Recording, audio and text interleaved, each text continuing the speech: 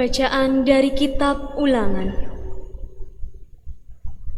Pada waktu itu, Musa berkata kepada bangsanya tentang hal ihwal persembahan. Katanya, "Imam harus menerima bakul dari tanganmu dan meletakkannya di depan mezbah Tuhan Allahmu. Kemudian engkau harus menyatakan di hadapan Tuhan Allahmu begini: Bapakku dahulu seorang Aram, seorang pengembara. Ia pergi ke Mesir dengan sedikit orang saja dan tinggal di sana sebagai orang asing. Tetapi di sana ia menjadi suatu bangsa yang besar, kuat, dan banyak jumlahnya. Ketika orang Mesir menganiaya dan menindas kami dan menyuruh kami melakukan pekerjaan yang berat, maka kami berseru kepada Tuhan, Allah nenek moyang kami. Lalu Tuhan mendengarkan suara kami. Ia memperhatikan kesengsaraan, kesukaran, dan penindasan terhadap kami. Lalu dengan tangan yang kuat dan lengan yang teracung, dengan kedahsyatan yang besar, dan dengan tanda serta mujizat-mujizat, Tuhan membawa kami keluar dari Mesir. Ia membawa kami ke tempat ini dan memberikan kepada kami negeri ini, suatu negeri yang berlimpah-limpah susu dan madunya. Oleh sebab itu, di sini aku membawa hasil pertama dari bumi yang telah kau berikan kepadaku, ya Tuhan." Demikianlah sabda Tuhan.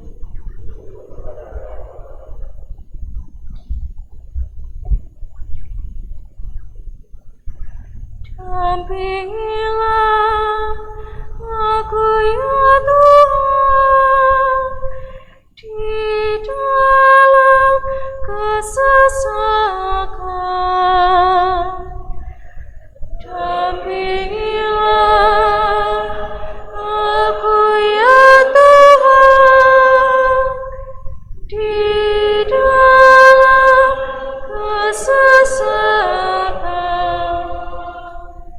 Orang yang duduk dalam lindungan yang Maha Tinggi dan bermalam dalam naungan yang Maha Kuasa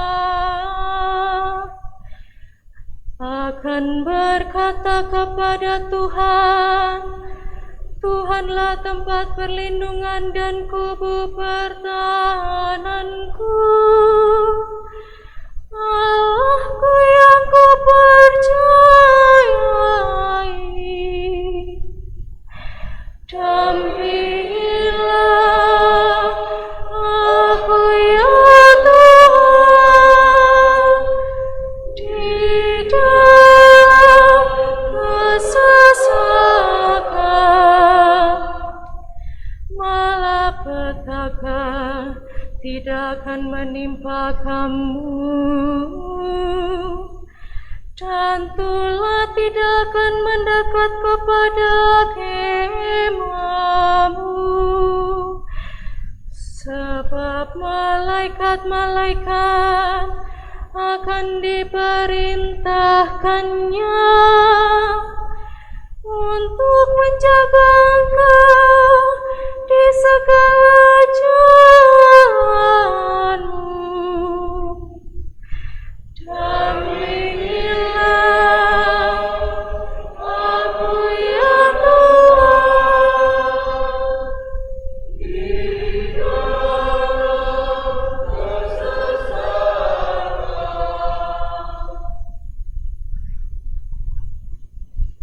Bacaan dari surat Rasul Paulus kepada jemaat di Roma. Saudara-saudara, inilah yang dikatakan kitab suci. Firman itu dekat padamu, yakni di dalam mulut dan di dalam hatimu. Itulah firman iman yang kami beritakan. Sebab jika kamu mengaku dengan mulutmu bahwa Yesus adalah Tuhan dan percaya dalam hati bahwa Allah telah membangkitkan Dia dari antara orang mati, maka kamu akan diselamatkan. Karena dengan hati orang percaya dan dibenarkan, dan dengan mulutnya orang mengaku dan diselamatkan. Karena kitab suci berkata, barang siapa percaya kepada Dia tidak akan dipermalukan. Sebab tidak ada perbedaan antara orang Yahudi dan orang Yunani. Karena Allah yang satu itu adalah Tuhan semua orang, dan Dia kaya bagi semua orang yang berseru kepadanya. Sebab barang siapa berseru kepada nama Tuhan, ia akan diselamatkan. Demikianlah sabda Tuhan.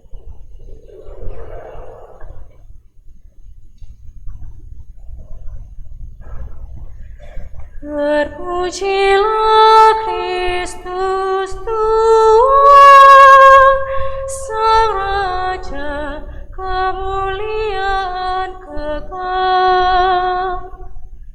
Terpujilah Kristus Tuhan, Sang Raja kemuliaan kekal.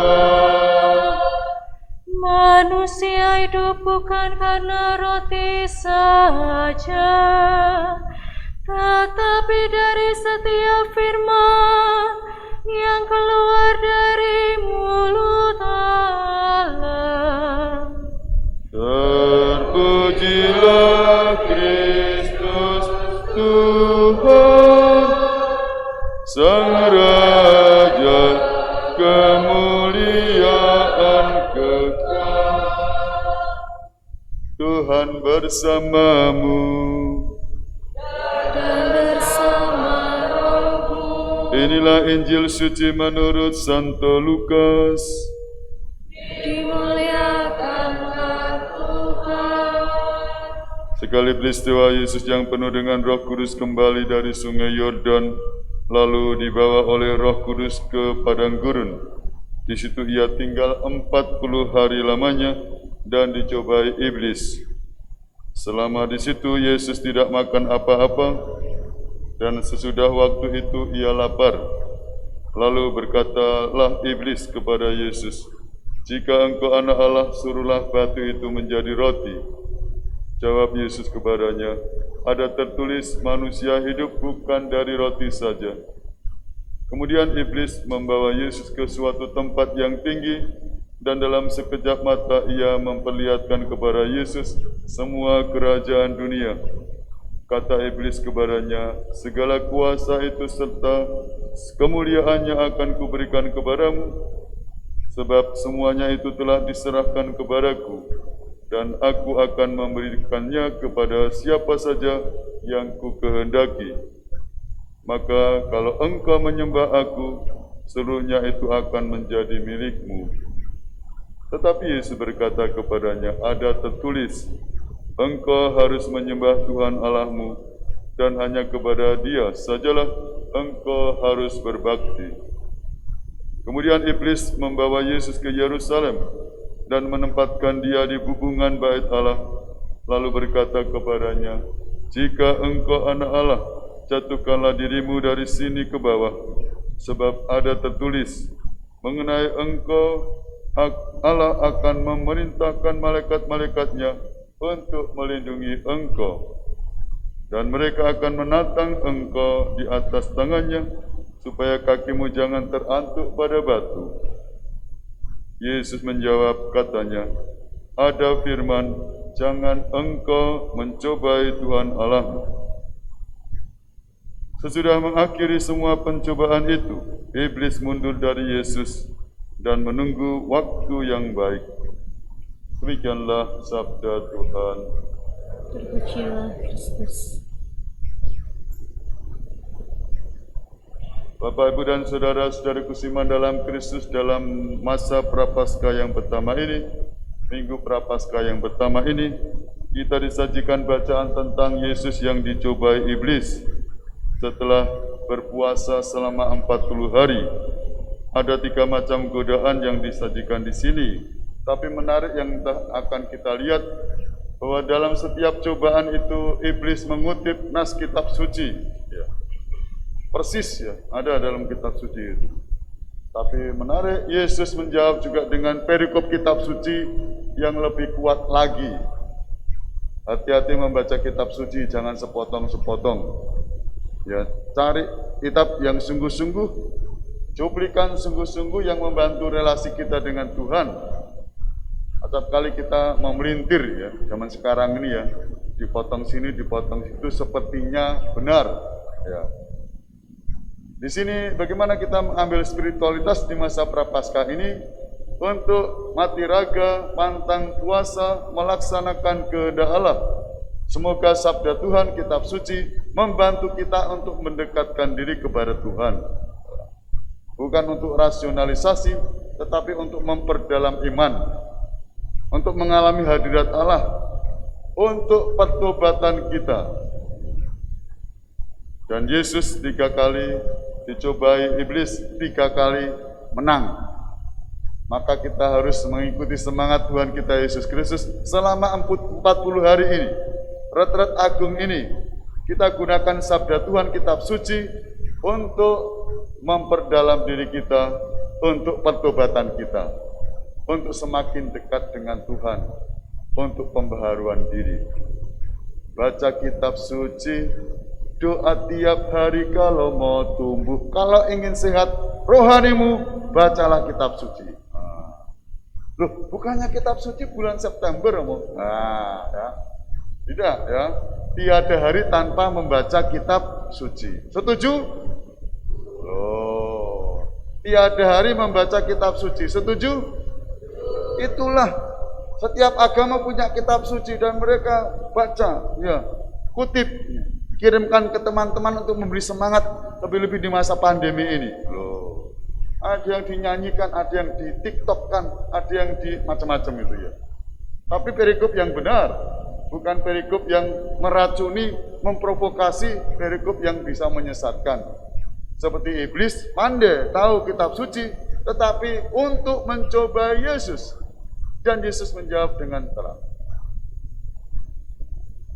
Yesus bisa mengubah roti menjadi batu enggak? Menjadi dari batu menjadi roti enggak? Bisa enggak? Bisa. Bisa. Tapi manusia hidup bukan dari roti saja, tetapi dari setiap firman. Ya. Lebih-lebih di masa Prapaskah, masa pantang dan puasa ya, godaan jasmani ya. Wah, saya mau, puasanya 2 hari, Rebu Abu dan Jumat Agung. Saya akan makan sekali saja pada hari itu. Maksudnya makan kenyang sekali saja. Baru niat begitu, godaan. Ya. Anda mau puasa atau tidak? Kalau puasa, tidak akan makan sesuai dengan petunjuk puasa Katolik. Puasanya 2 hari ya. Pantang, Jumat ada 8 hari. Pas saya akan tidak merokok. Kalau saya pantang merokok ya pekpu. Ya. Pekpu apa Romo? Tidak merokok kok. Kalau Romo pras tidak merokok, itu namanya pantang. Ya. Saya suka makan bakso, misalkan ya, atau apa ya? Udah Jumat atau bakso mie dan kawan-kawan, misalkan. tidak makan kesukaan saya. Bahkan kalau perlu puasa hari itu. Niat ya. Bagaimana melaksanakan niat itu di masa Prapaskah. Kembali kepada membaca kitab suci. Semoga sabda Tuhan menumbuh kembangkan kita. Yesus menggunakan kitab suci untuk melawan iblis. Semoga kita tidak dikuasai iblis, tetapi berani melawan iblis atau godaan itu dengan kitab suci. Godaan kedua, Yesus tadi ya disodorkan semuanya asal dia mau menyembah setan. Loh, Tuhan kok menyembah setan? Itu betul lah betul. Salah. Itu kualik. Ya. Yang harus sembah adalah hanya Allah saja. Acap kali kita ya di dunia ini tergoda dengan pengaruh zaman. Bukan menomorsatukan Tuhan, mungkin Tuhan menomor dua. Kita tidak menyembah Allah, kita lebih tertarik dengan berhala-berhala zaman sekarang ini. Pada 10 perintah Allah, jangan menyembah berhala. Berbaktilah kepadaku saja, cintailah aku lebih dari segala sesuatu. Tapi kita bisa menomorsatukan uang. Ini berhala kita uang. Kita bisa menomorsatukan atau mengikuti nenek moyang kita. Romo katanya pohon itu bisa menyembuhkan. Loh ya. Katanya mantra-mantra ini bisa menyembuhkan. Hati-hati. Hanya Allah saja yang harus kita sembah dan muliakan. Jangan tergoda dengan Allah-Allah yang lain yang ditawarkan dunia ini, sehingga kita jatuh ke dalam kesalahan dan dosa. Bapak, Ibu, dan saudara-saudara Kustiman dalam Kristus, semoga sabda Tuhan menguatkan kita untuk mendekatkan diri kepada Tuhan di masa Prapaskah ini dengan semangat baru. Ya, senantiasa tiada hari tanpa baca kitab suci secara benar untuk pendalaman APP, untuk pendalaman iman, untuk refleksi pribadi. Sabda Tuhan menjadi penguat hidup kita, lebih-lebih menghadapi godaan-godaan setan yang sedemikian. Yesus dicobai 3 kali dan menang, tetapi iblis tidak berhenti. Pada akhir Injil tadi dikatakan, sesudah mengakhiri semua pencobaan itu, iblis mundur dari Yesus dan menunggu waktu yang tepat. Jadi nanti juga akan kita temukan dalam kitab suci bagaimana juga di saat-saat yang lain Yesus dicobai. Waktu mau menghadapi sengsara, dia akhirnya menyerah ya. Bukan kehendakku, tetapi kehendakmu lah yang terjadi. Kita juga acap kali akan cepat atau lambat menghadapi godaan itu. Semoga kita berani mengatakan tidak terhadap godaan setan. Sekali kita mengatakan ya. Kalau itu godaan, kita harus mengatakan tidak. Dalam nama Yesus kita melawan godaan iblis. Kita akan mengalami kemenangan. Dalam nama Yesus. Dalam nama Yesus. Apa? Ada kemenangan. Dalam nama Yesus. Dalam nama Yesus. Iblis dikalahkan. Dalam nama Tuhan Yesus, siapa dapat melawan? Dalam nama Tuhan Yesus, iblis dikalahkan. Ada kemenangan, ada kesehatan. Loh, ada kesehatan Romo? Iya. Ya, percaya kepada Tuhan Yesus setiap hari. Doa tiap hari, baca kitab suci tiap hari. Jangan mager, apa tuh? Malas gerak. Nah, olahraga tiap hari. Loh ya. Saya tiada hari tanpa olahraga. Tiada hari tanpa berdoa. Ya. Tiada hari tanpa baca kitab suci. Lebih-lebih di masa pandemi ini. Kekuatan kita siapa? Yesus. Kekuatan kita apa? Kitab suci. Kekuatan kita apa? Olahraga. Olahraga. Ya. Kalau Anda malas gerak ya, penyakit datang dan pergi. Tapi bangun olahraga, olah doa, baca kitab suci, sehat jasmani dan rohani. Berkatalah untuk kita semua. Amin. Mari kita bangkit berdiri mengungkapkan iman.